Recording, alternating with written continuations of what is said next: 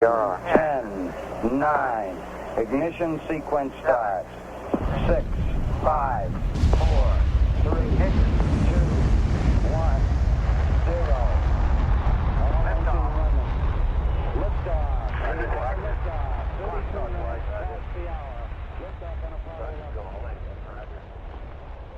Welcome to the Alien Probe Podcast.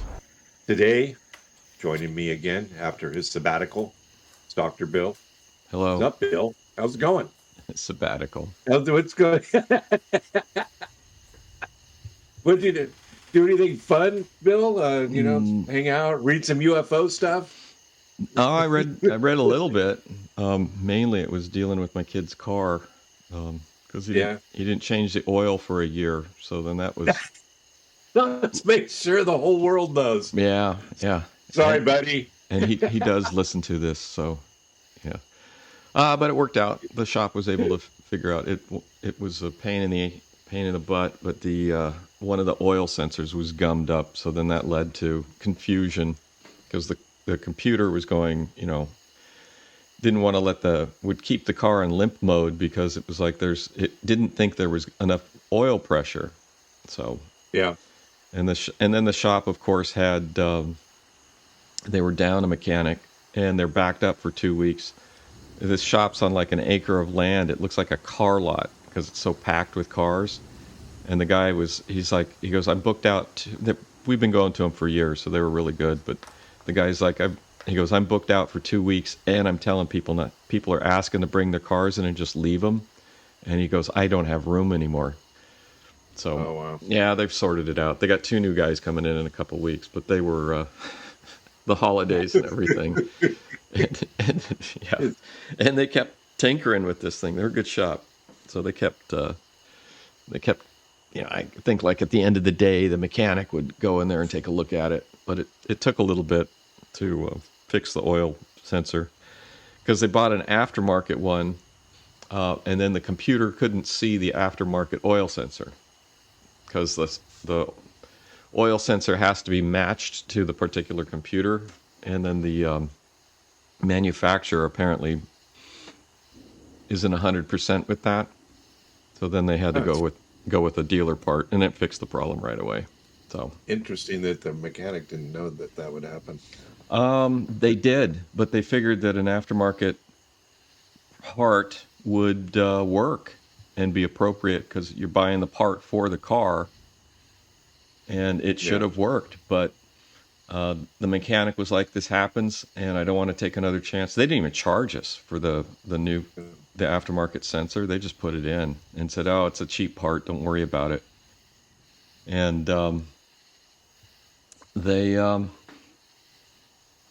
we're having this problem, and they just said, "Okay, we got to go with we're not going to mess with the aftermarket stuff, and we're just going to go with the dealer part." And it was fine. Once they did that, it was fine. The computer could see the probe, see the sensor. The probe could see the sensor and would let the car drive normally. I mean, simple problem. Change your oil.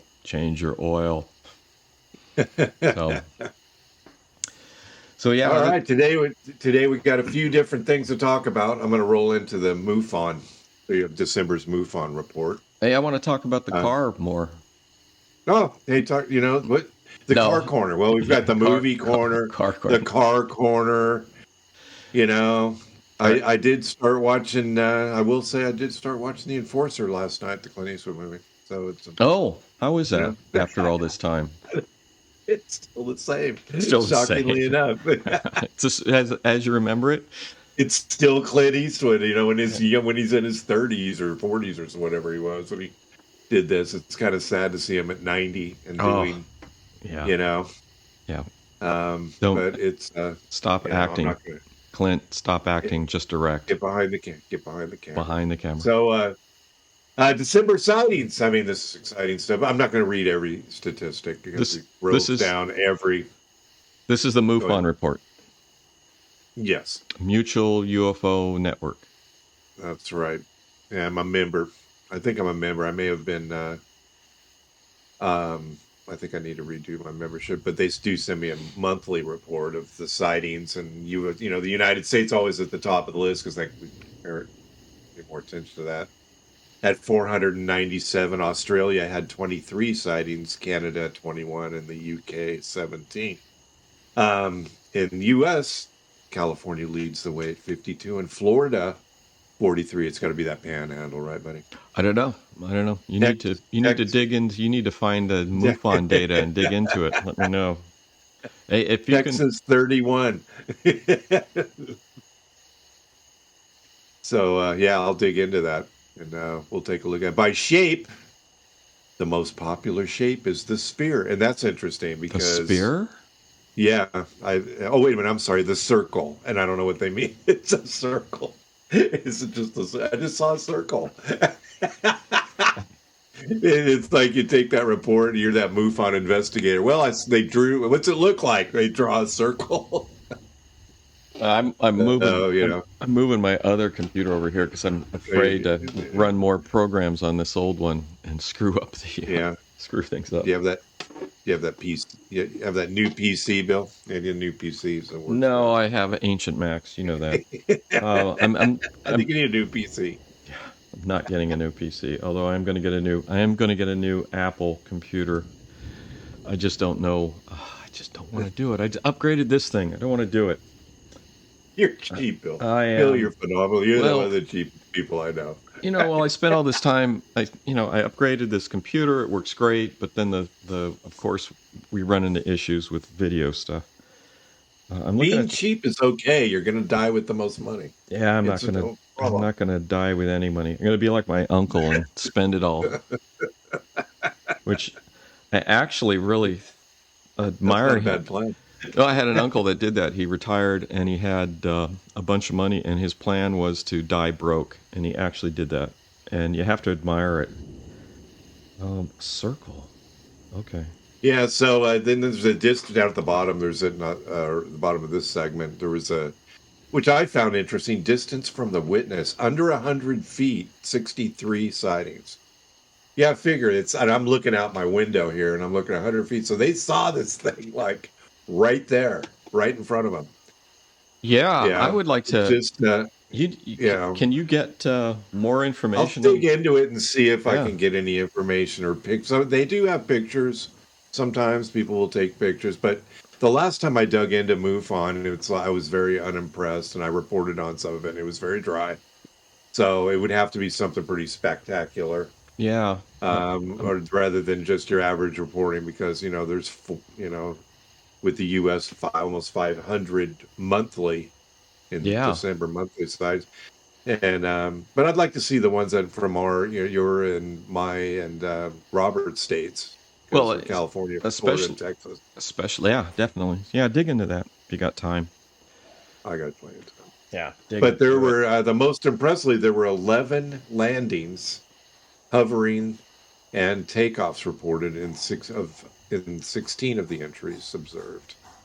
Huh. That's pretty. That's pretty interesting. I'll have to look into that. I mean, some of it. I mean, as I read through these reports before, I really haven't been using them because they're pretty. Like I said, they're pretty dry, just reporting, and we just want to make sure that there's anything. Yeah, I'd like to worthy of listening to. Yeah, we can certainly chat about it. There might be something in there.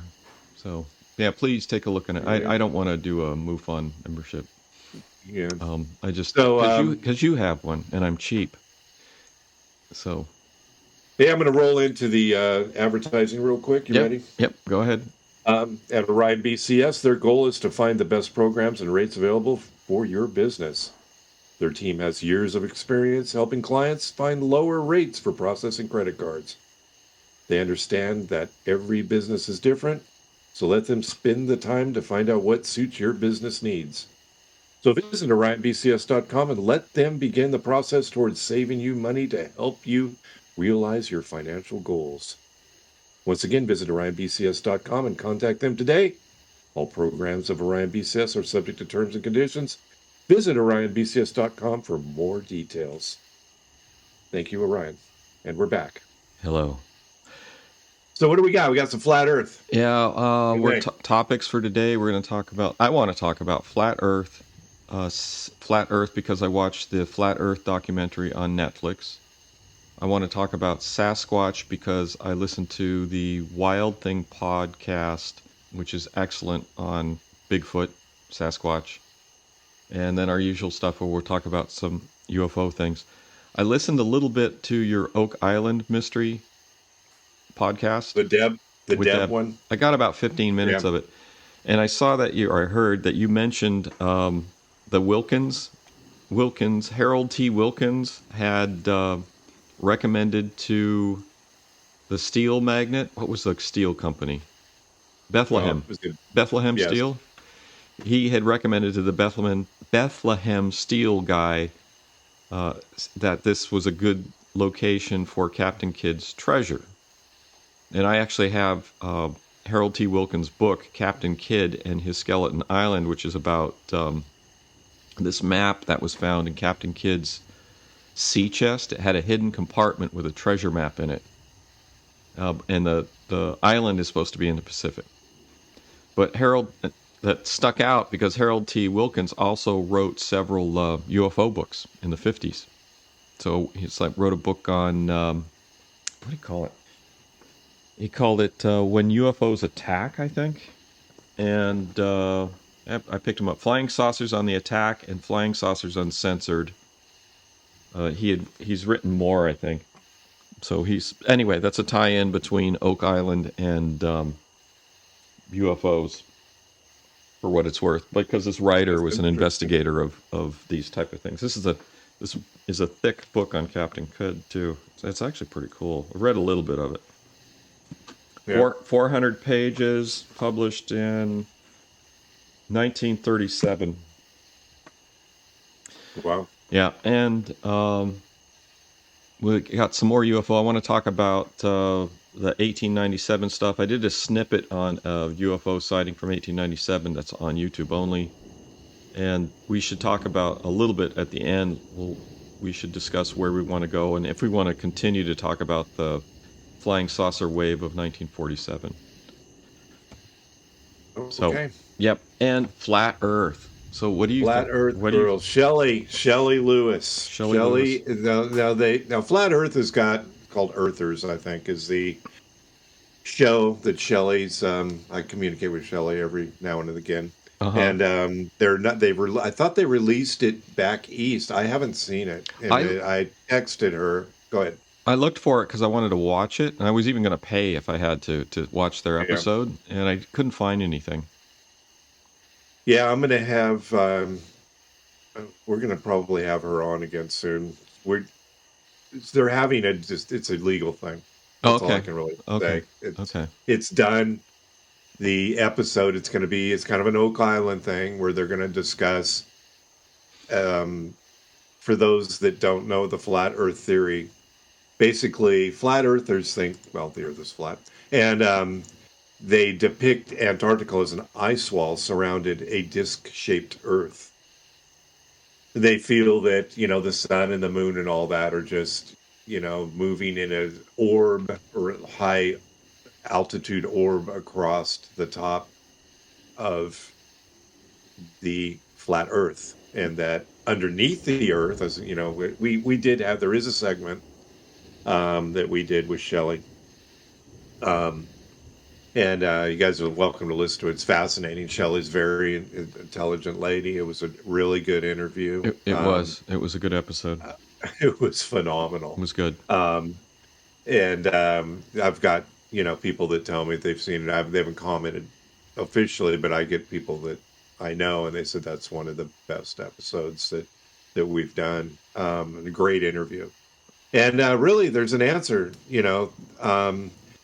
they basically think that this, there's an ice wall and you travel wherever, north, south, east, west, you just run up against this ice wall. It's very similar to that. Well, yeah, go ahead. It's not north, south, east, or west. You travel south and you go, I watched the documentary on Netflix. If you travel south, you'll hit Antarctica. And so it's a plate. And everything sort of gets bigger as you go south. And then the ice wall is at the edge of the plate. And the North Pole is in the center of the plate. So if you go east, you're just going to go east forever. You go west, you go west forever. If you go north, you're going to hit the North Pole. If you go south, eventually you're supposed to hit the ice wall in Antarctica. Well, east mean you're going forever just in a circle. Yeah, you're just going in a circle. Yeah. Okay. So, fixed you. Yeah. Yeah, I was talking with my wife about this. I sort of had my head handed to me when I was trying to explain it. It's like, and she's like, "What?" And I had it wrong. I had it conceptually, the flat Earth, sort of the concept of how it laid out. I had it wrong, and then I had it corrected. I was corrected. So I have it. I have a good. I was correct. You were slapped down. Yes, I was corrected. But yeah, it's so how do you believe in a? Well, the Game of Thrones thing. Well, hang on. The Game of Thrones, the ice wall is. Have you seen Game of Thrones? Yeah. So that's the ice wall I envision. It's that gigantic ice wall thing. Do I believe in it? It's. I don't want to say. I'm not a flat earther.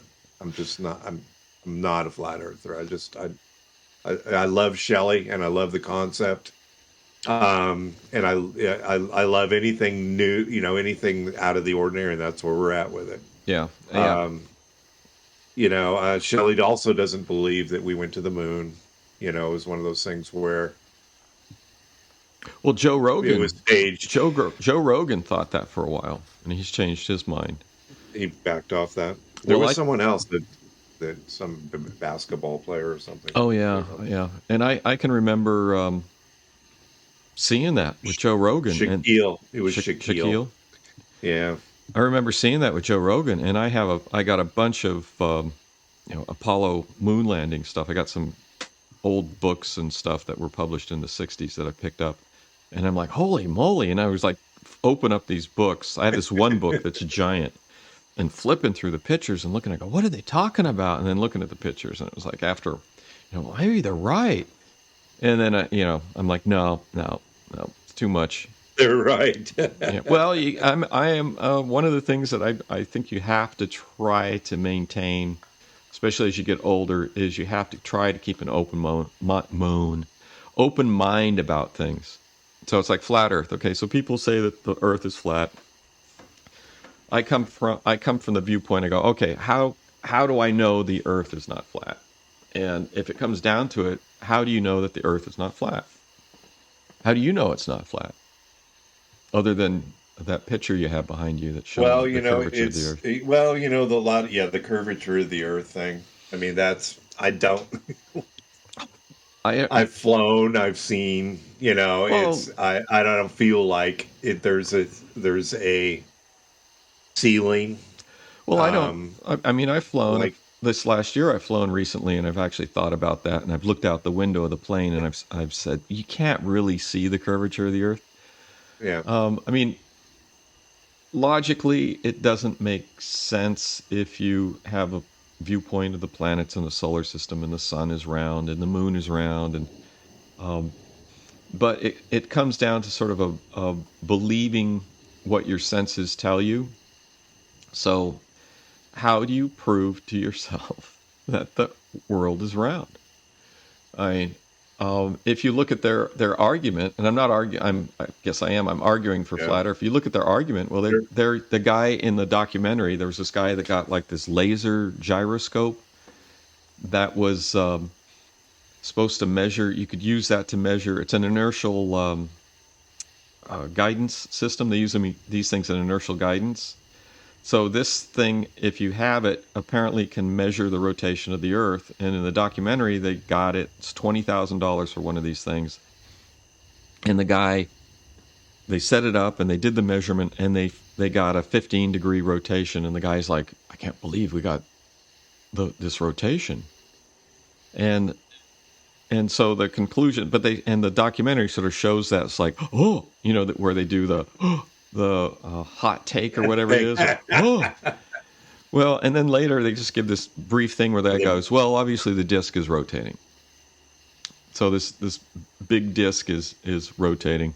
Okay, so that so that sort of does that. What is the other thing? Oh, and then they were measuring, trying to use a laser to measure that if there was an actual rise of, you know what I'm talking about, curvature of the Earth measurement. Yeah. Yeah. And the people that were doing it during the documentary were having trouble. And then at the very end, they had something where the guy lifted up the sign, the thing with the hole in it with the light. And then they're like, raise it over your head. And then they see the light and there's like, oh, and then they do the reaction shot and then they just cut away. So And they break the commercial if they had one. But yeah, and it's just like, oh, come on, guys. So I know in is it Shelley Long? Lewis. Shelley Lewis. I know in their documentary or their show, they actually, in their trailer, were doing that laser experiment. And I wanted to go in, after I watched this documentary, I go, okay, I know they did this. I want to go see the result. I want to see what they got. And then, of course, we couldn't find the show, which I guess will be coming out at some point. Yeah, they did a bunch of, it's the Oak Island thing where they're trying to prove that. Yeah. They're trying to prove their point, with different experiments, which is, really awesome. I'd love to see it. Do it. Do it.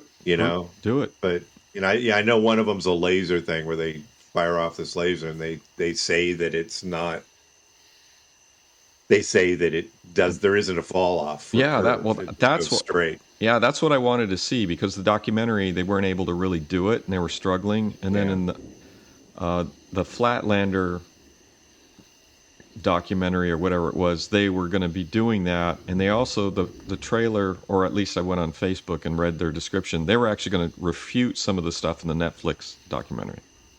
Right. So I want to see that. I want to see the argument. I mean, it's fun.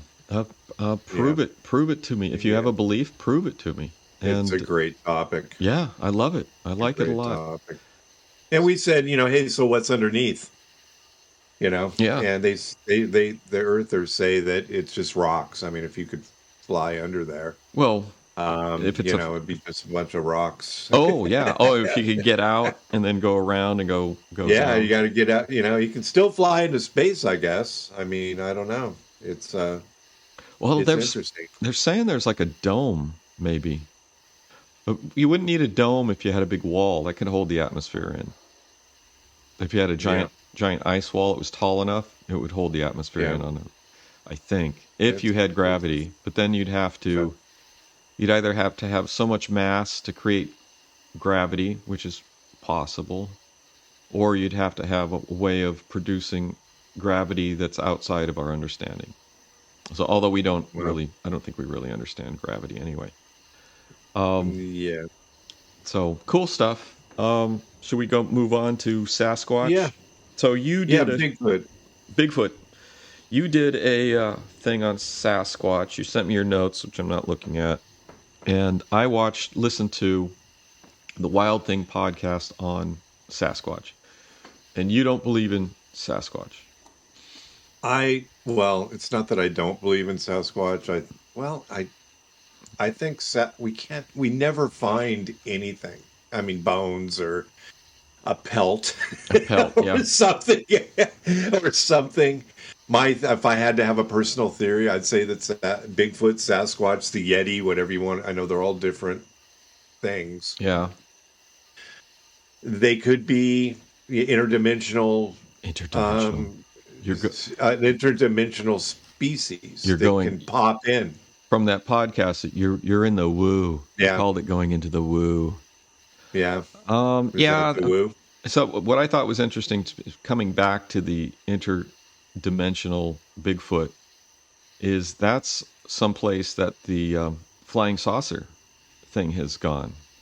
Since there hasn't been evidence for so long, Vallée, I think it's Vallée and Doc Vallée. Scott, what's his name? Jacques Vallée. The guy, yeah. He's actually gone to, although I haven't gotten to those books in my massive book collection of my UFO library that I've accumulated in the last 8-9 months. I haven't gotten into his books yet, but that's apparently the way that they have gone, is they've gone into the interdimensional thing because no evidence has been shown for flying saucers. And that's one of the things that I thought was interesting when I saw with the Sasquatch. There's a couple things that when I was listening to that podcast is I was up in Oregon recently, but I was up in Oregon, Washington recently, but I was up there years ago and I was driving, and I was in part of Oregon, I think, or Washington, and you're driving along one of these Park Service roads, in a national forest. It's a paved road and stuff. And you come across this massive lava field, which is just this tumble down of rocks that stretches to the horizon. And you can see it on Google Earth. You can see it from the satellite pictures. And I remember stopping and getting out of my truck and looking at this tumble of lava that just stretched forever. And it was like a giant maze. And I saw that and I was thinking, if Sasquatch is real, and if Sasquatch lived in this lava field, you'd never find him. You'd never see him. It's just the terrain was just so rugged. The forests around it were dense. So that was one of the thoughts that I had. This is years ago. And the other thing, and I was looking for this book, I couldn't find it. I thought it was in Wyatt Earp's biography, and then I couldn't find it. And I was looking in Davy Crockett's biography, I couldn't find it. So I read some biography by some famous character in the Old West. And one of the things, this guy was going somewhere, he was traveling somewhere, and I think he was in Texas or traveling in the Texas somewhere to do for some work or something. He was riding his horse, and he was crossing a river, and when he crossed the river, he found a skull. And he said the skull was huge. It's like he said it was big enough that if it was a helmet, you could put it on. You could put it on your head. So he found this giant skull, human skull. And I had a thought I had after hearing the Sasquatch thing was like, what if this wasn't a human skull? What if this guy had discovered like because Sasquatch is supposed to be big, really big. So what if this was a Sasquatch skull? And I couldn't. Yeah. You have to remember that also there's a theory that there were giant humanoids. On the Earth, also not Sasquatch, but just like big humans. Well, yeah. Well, that's what I first thought when I read this. And this was like I said, this is an old real Western person when he's traveling when he's young. There's no reason for him to lie about this or make up this story. It was just like it was thrown out in his biography. It was like, oh yeah, and I found this skull when I was crossing this river. And I thought it was Wyatt Earp, but I went into the book and I couldn't find it. So yeah, there's that possibility. But this is one of the things that's interesting is with these giant people, these giants. One of the things that I saw about them was that they would have they would get 3 sets of teeth, 2 sets of baby teeth. Is a thing that I saw about the giants. I have a friend who is, you don't know this person, who is a big person, tall, and married a tall person, and their kids are tall. And this friend of mine said that they have, at least in her family, they get 3 sets of teeth. And I was like, this person, I was like, I heard that, and I'm like, you're sitting on a biotech gold mine in your genes. Yeah. So, but I don't know. Anyway, so there's a couple things from the Sasquatch. Really good podcast on Wild Thing, but I walked away with the impression that the people that are really doing the Sasquatch sort of research, genuine research, aren't that serious. I think it's easier to make money with the mystery than it is to actually do a serious investigation. But I mean, there's been all these TV shows and all this other stuff, and nothing's come out of it. So I mean, I've seen those shows. I don't watch them beginning to end because I'm like about halfway through. I'm like, oh God. Yeah. I mean, they're out in the middle of the woods. They've got, and again, game cameras. Yeah. I mean, we've talked about this before. Okay, if you think these things are in this area, set up a crap load of game cameras. Yeah. You need to do one. Do a like you would do a scientific, effort and methodology. Do they call? Yeah. To do an ology. Actually, and find these things, do it correctly. I'd love, I'm not if I really believed in these things, you and I would be able to, really take some slice out some time and, okay, we're going to go find these things, not in the winter because I don't like being cold. No. But, they go out in the middle of the night and they're clacking like rocks. Yeah. This is what they do. They clack rocks together because that's their communication. And so you'll clack rocks, and all of a sudden they'll hear. It's like it's another Oak Island thing. It's like they all of a sudden way out in the distance, you hear another clack. Look, they're communicating with us. Yeah, and they're clacking. It's another, or it's. It's another Sasquatch tour group out there clacking rocks together, and they're all clacking rocks at each other, and then they start making the noise. Yeah, that noise they do. It's like, you got to be kidding me. It just, but they find nothing. Yeah, it's like Oak Island. It's like Skinwalker.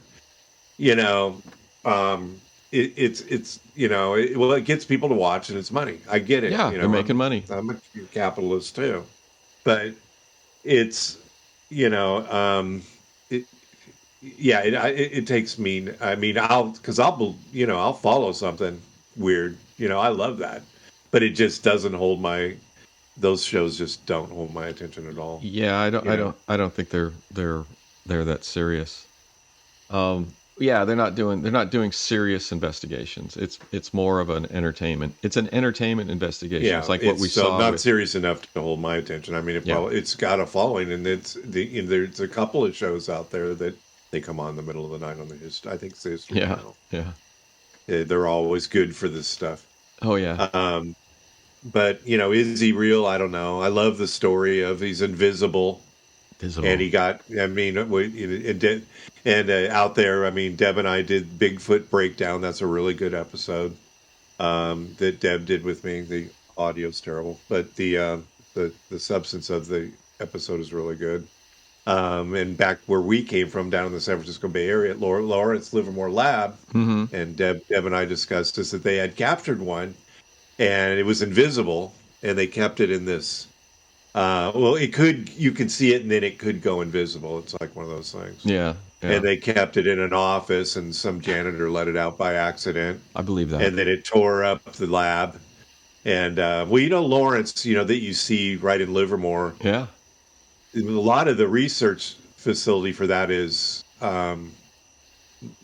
few miles away of the actual ugly Livermore lab stuff. Yeah. We don't. Yeah. That they developed there is actually that away from the actual town. It's southeast, I think. So it wasn't like right by this, but anyway, it escaped, and it, tore up some stuff. It didn't really hurt anybody, but it allegedly tore up some stuff. But I'm if it's real, I'm sticking with interdimensional and if one goes down, the other one throws it in the gateway. Yeah, I don't know. Yeah, but the show was good. Hearing about the people, some of the stories that people told about seeing Sasquatch is parallel to UFO sightings. The reaction that people have to people saying, "Oh, I saw a Bigfoot," or this, that. It's interesting that the reaction that people have is this. I don't know why it is. Well, like with UFOs, but now UFOs apparently are now acceptable for people to see because of all the stuff that's come out this last few years. Like I said before, I discussed that you talk to people about it now, and they don't look at you like you have three heads. Now they listen to what you have to say. What do you think? You say, "What do you think about this? Have you seen one?" Like I wear the shirts, just so people. And I know I was up in Grass Valley a couple months ago, and I had my UFO shirt on. You get people like your shirt, and when they say that, that's an opening. I talk to them about what it is. That what do you believe? Are you a believer?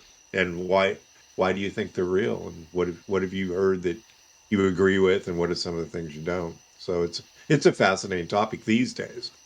Yeah. But you're not labeled as nuts like we talked about the guy that saw the UFOs down in San Leandro, in the area where we grew up, and then that was in the '60s, and in the '60s you Yeah. don't go to places and say I saw a UFO, because if you talk to a cop about that, they're going to be Well, I mean, you saying talk to people you're back in the crazy. '60s. You go, well, you have been doing a little too much of that Yeah, wacky wacky tobacco, tobacco. right? Are you a hippie? Yeah. Of So course it, you saw that. hmm? Of course you saw that. You were stoned. Yeah, yeah. So I just remember when we were. I've talked about this before, but we were up in was it Sonora, and we were looking at Yeah. the shop window, and it had a bunch of meteorite fragments in the window. And the guy that had the shop, he came out and he started talking to us, and he brought us into the shop, and we looked at the meteorite fragments that people had found, or he had found up in the Sierras. And then he sort of went off the rails, and you talked to him for a while, which was admirable. And I just walked away because I'm like, oh, this guy's just a nut. And No, I gotta hear it. yeah, I walked away and I started using my cell phone. So now I'd be different. Now I'd listen to the guy, see what he had to say. But like a year ago, I thought this was just a bunch of nonsense. But I've been looking into it, and like I've accumulated a library, and I see that there's other sort of historical scientists have looked at this and said there's something going on. You can't just say it's people hallucinating. There's something going on. Your brother Kevin sent an interesting video that you texted me too, with that one that's in Argentina. Yeah. With that spewed out a bunch of stuff. Yeah.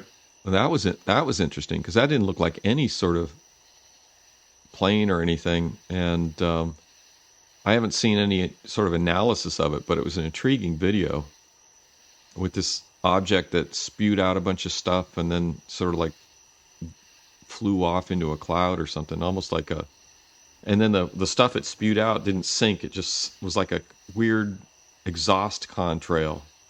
Right. So it was an interesting video, cool video. Yeah, he said it was water. We discussed it a little bit. He thought, because he's a scientist like you are. Yeah.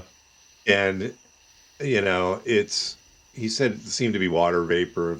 He looked at it and he goes, that kind of looks like water vapor. And I thought, and then I said, well, remember Maury Island where it spewed out, the circular, the donut, one of the 6 donuts, yes. The half dozen. Spewed stuff. Yeah. Yeah, it was having trouble, and it ended up injecting the lava type product and the metal that was not really bendable, they found similar to Roswell. Although there's not one shred of evidence, which that's my thing. Just show me something. Well, there have been fragments that people have said have been recovered, and there was the guy I just saw, it was Vox, where they went and they interviewed the guy at Stanford. I can't remember his name. And they were interviewing him, and then the guy said, can we see these fragments? So then the guy goes, yeah, come back. I got to get him out of the safety deposit box. So they came back, and he had these fragments, and the guys actually analyzed some of them. And the compositions are interesting, and one of them was like a metal laminate that he was saying would be very expensive to manufacture.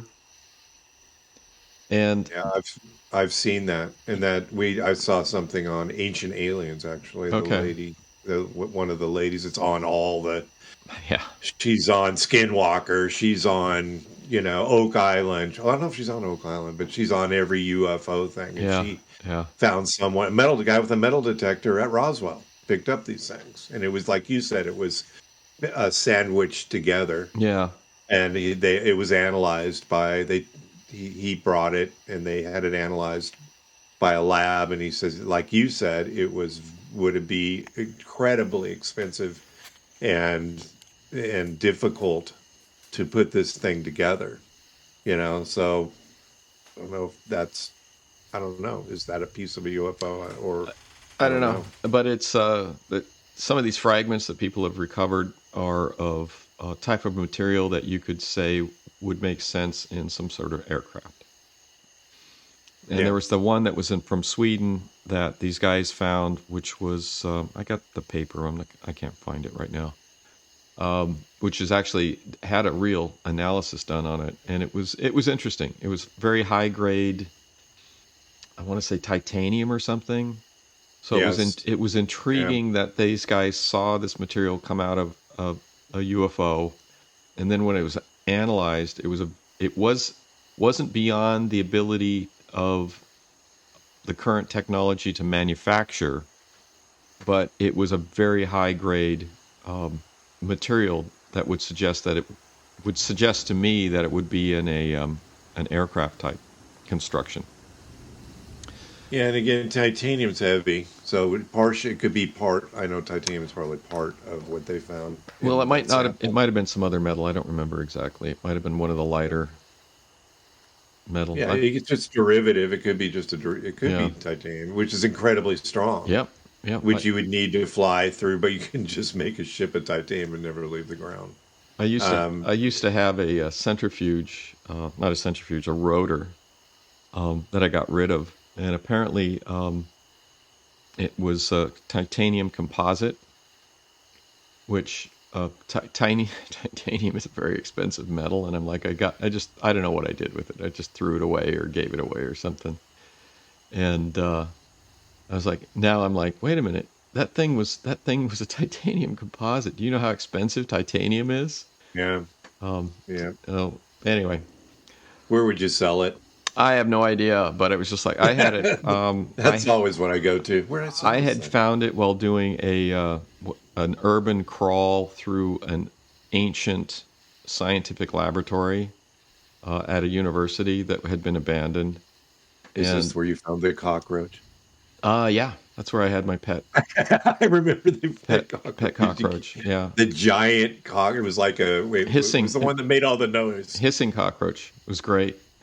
Where does it come from? South America. Or yeah. It really isn't something you see in the U.S. Yeah, necessarily. At least up here, I've never seen one. Yeah, a guy gave it to me when I left that university. It was like, thank you, and it was cool for a while, and then it actually. What happened to it? Unfortunately, we went on vacation, left it in the apartment, and the apartment got cold, and it died from the cold. That's kind of funny because they say that when nuclear war hits and we destroy the planet, that's the thing's going to live. Well, this is but yet it couldn't survive in the apartment. Well, this is a tropical cockroach. Oh, it's tropical stuff. It's not, because also where the apartment it died in was in Chicago, and that apartment did have you would get cockroaches occasionally, and those are the urban cockroaches, which are almost insane at their survivability. Yeah. So they're in Florida. You have a similar type of bug. They call them water bugs, but in Chicago, these things move at light speed. They just like haul ass. And here it's like they just like look at you. If one gets in the house, they just like look at you. You go, why aren't you running away? So yes. Yeah, I don't care. I'm not used to getting that. So they're almost a different species in places like New York and Chicago. Yeah. So Sasquatch, yeah, the thing that was disappointing me about Sasquatch and the thing is there seems to be a lot of people like making money giving their tours, their Sasquatch tours, where you go out in the middle of the forest on your Sasquatch adventure and stumble around and whatever. But I didn't feel that people were doing serious research towards it, even though there's a few scientists involved.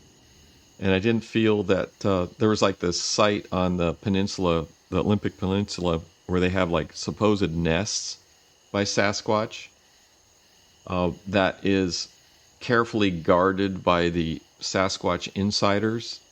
And they did like an analysis of the DNA. Hang on, I got. Yeah. I had to cough. And they, they didn't find anything. But it's I don't know. It's just the Sasquatch insiders, I think, are like some of the old school UFO insiders. They're like guarding their niche because they can, that they have their personal prestige. I'm the super secret Sasquatch insider, and I can get people to do these magical mystery tours with me, and it's not I was impressed with the seriousness of many of the people, but I also felt that there was a lack of rigorous scientific analysis approach. Right. So, good way to put it. Yeah. I don't believe in them. I mean, and people can't. I'm sorry, people just this nest thing. I don't think people can keep a secret. I mean, it's well, it's private. It's private timberland, and the people have a small group of people have access to it. But I don't know. Yeah, I agree with you. Just set up a grid of wildlife cameras. Yeah. And I don't think people are doing serious stalks. I mean, you've done hunting. I've done hunting.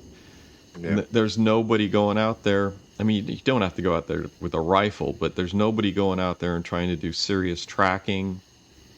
Something that big's gonna leave. You can track a deer. You can track Sasquatch. So there's no serious trackers have come in on this. So I don't know. Yeah, it's just not. I'm not convinced. This is not. I would much more believe in UFOs than I do, especially since the government. I haven't seen the government come up. Government's everywhere. They don't come up with anything, or they might have video and they're just not telling us. Yeah. I don't know. Yeah, the whole. That's a whole nother. Sort of ball. I mean, of you wax. don't see a bunch of, you don't see anybody that's a soldier that says, we were doing whatever soldiers do out in the middle of, Washington State. Yeah. They come out of Fort Lewis and go and do some maneuver out there. I saw a Sasquatch, or saw Bigfoot, and nobody's really. And the film, you've seen the film and the pictures, and you've seen the film of the one in the forest that's walking along, the big black one. Yes, she's a female. She's a female with pendulous breast. With pendulous breast. What's that mean? What's pendulous? Pendulous. I don't know. You're gonna have to look it up. Pendulous. You know what a pendulum is? Yeah. Oh, I see. Yeah. Anyway, maybe that one's real. I don't know. It's. That's how it was described in the video, the Wild Things podcast. So arms and things were swinging along. As yes, and you can see it in the video. I went and I looked. I had to go look, and yes, you can see that. I was just thinking that would make a great movie. Have armies on maneuver with. It's probably been made, discovering Sasquatch, and make a great horror movie with like a. Maneuvers out there and then getting Sasquatch angry because you killed one or something. I'm sure that movie's been made probably half a dozen times. But what do they do? They're just living up there like a bear would. That's what they're saying. I guess they're just families, and but not once have we found them in really much evidence. I mean, you hear about they talk about things. Well, the thing is, and they made a point of this in the videos about finding remains. Is in that even in the Sierras and in that area, it's like there are a lot of scavengers, and when something dies, it pretty much gets eaten down to the bone fragments. Yeah, exactly. So there's you find it fast, or you don't find it at all. It's like that guy. Look in the scat. I mean, if you think... they've done that. They've analyzed... I remember hearing something about them analyzing what they thought was Sasquatch poop, and it was bear poop. So... Yeah. Other bear poop with Sasquatch fragments. I don't know. Or Sasquatch with bear poop fragments. Yeah. Yeah, I don't know. I'm not sold. I love the stories. I'm just not sold on the concept. I love interdimensional. If I do, it's interdimensional. They pop in, they pop out. It'd be it's like us if we're going in. If we could travel in time, and how many of those stories have we talked about? Oh yeah. And you go and you're, like the Bradbury one where they go. The Sound of Thunder, I think, was the name of the episode where they actually did tours back to prehistoric times, and they got to have that. They had a pathway that they made so you couldn't disturb anything, because no matter what you did would, affect the future. So if these guys are coming in, they're bringing back. You don't leave if somebody got hurt, which they in this episode I think they did. You can't just leave them there. You got to take it. You can't leave this evidence there, because it changes the whole system. So it's kind of a similar thing where I think if they're real at all, they're in and out. They're not just like you would be able to find them interdimensional. I mean, I'm sorry. I would go on. I think it's possibility.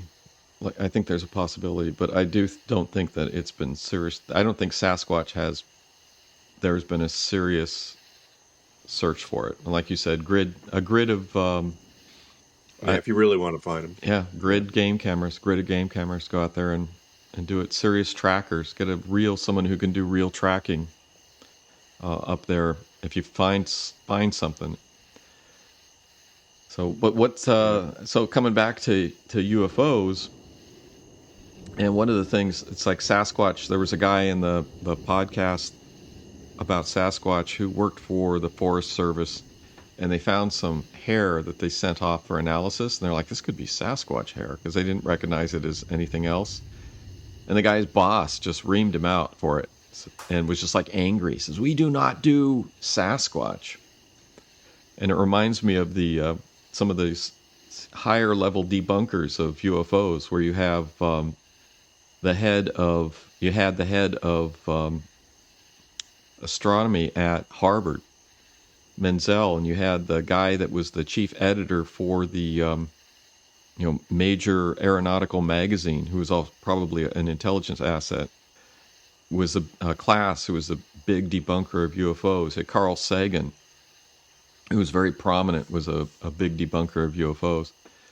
And it raises the question to me, why do you need such big guns to tell people something's not real? Because if you just leave it alone, if it's not real, people are just going to forget about it. Right. So that's one of the things that stuck with me about the UFO stuff, is that you just have this. You had this. Well, and it was an active campaign. It was a government policy to do this. What are you doing? It's my microphone. Push it on. To move something. Yeah. Yeah. You're going to mess it up. It didn't work. I'm not going to do it right now. I'll do it later. Yeah. Or break it. Don't break it.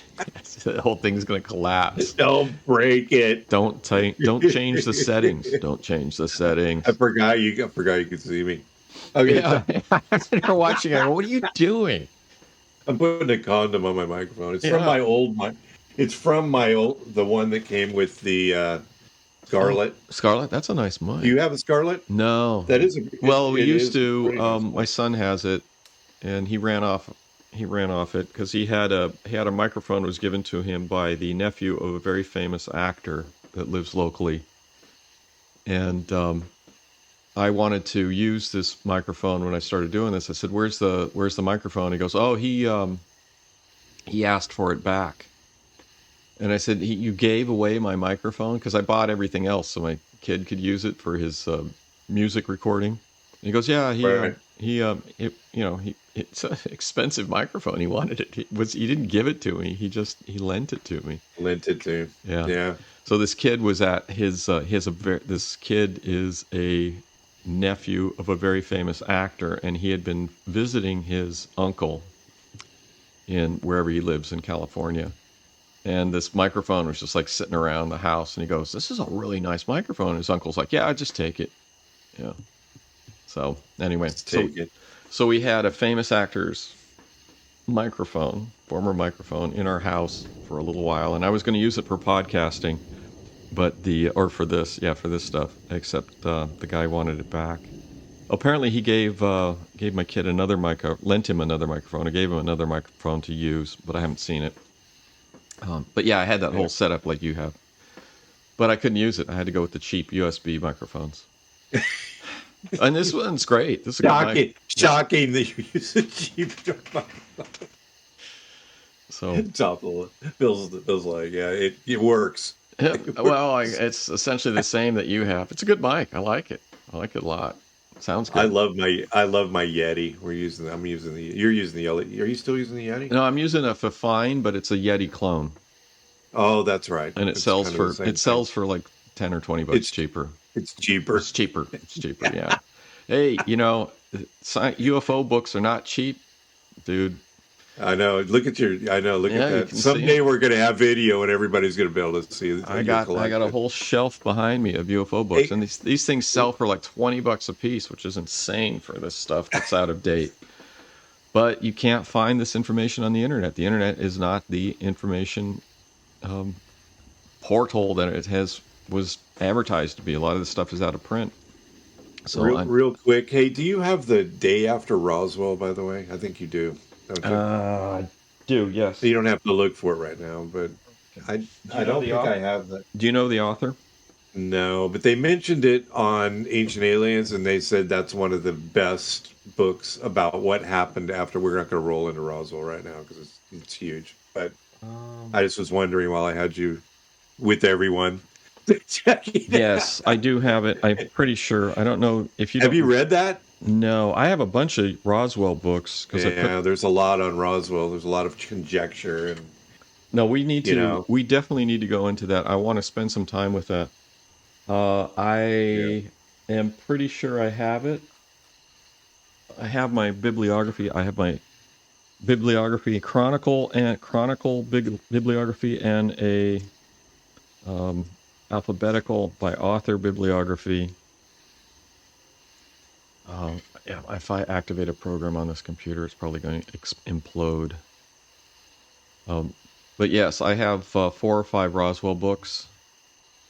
we're gonna roll into that eventually. Also, it is. Yeah. No, that's okay. I know which one that is. That is the one with the guy that was the Philip J. Corso, who was I've actually read it, and that should be on the top shelf. Yep, it's right there. If I'd looked up, and this is the day after Roswell. The guy had worked for the like tech part of the he was a technical. He was in charge of pushing technical advancements for the Air Force, I think. And he has said in his book, he says he has seen the Roswell aliens, and he worked on pushing research into the technology that was discovered from the crash. This book, the reason I got this book and the reason it caught my attention is because I was looking at The Guardian, which is a newspaper in the UK. It's actually pretty bad these days. But it had a list of the top 10 hoax books in human history. And it had the Hitler Diaries, which came out like in the 80s, where some people said they found Hitler's diaries, and it was published, and it was a big thing, and that was a hoax. Yeah, I remember that. Yeah. And it had some other things, older stuff that was just like ancient manuscripts that, whatever. And they had this book. And I'm looking at this, I'm going, here's a book that's talking about Roswell and this, and I don't get why it's considered a top 10 fraud if you consider that Roswell, is a nothing burger. Yeah. So it's this thing where you have these high-end organizations that are pushing that flying saucers are nonsense. And that's completely reversed in the last year, where we have the Pentagon is putting enormous resources into monitoring what's ever going on and researching it. Harvard is looking into it. Who knows what other organizations are looking into it. And I think mainly for technological capture. But this guy basically said he had tech from Roswell, and he would go to different places at the research organizations and get them to push this development of this technology. So we can talk about we're hitting an hour. Yeah, we can talk about this more, but it's worth reading. And basically the whole thing surrounding this guy, he's legitimate. He's got a very nice, you can look at his career information on Wikipedia. His son backs him up. With a lot of this stuff, he's saying he had physical evidence in his office that he was tasked with pushing research into like fiber optics and the microchip stuff, not so much, but he says that may have been a different group push that and some other things. But I don't know. It's an interesting read. I like a lot of this stuff. With this story, I just have to put it a question mark. It's a reason to jump into more of the Roswell things. And hopefully we will go out there this summer. Yep. Yep. Or spring. Cool. Well, let's wrap it up. All right. Ready? Yep. Thanks for listening to the latest episode of the Alien Probe Podcast. We welcome comments, questions, or requests to alienprobepodcast@gmail.com. Visit us on Facebook at alienprobe.net, Twitter at alienprobepod, Instagram at alienprobepod, and also YouTube. Thank you, YouTube listeners. You guys have done really well.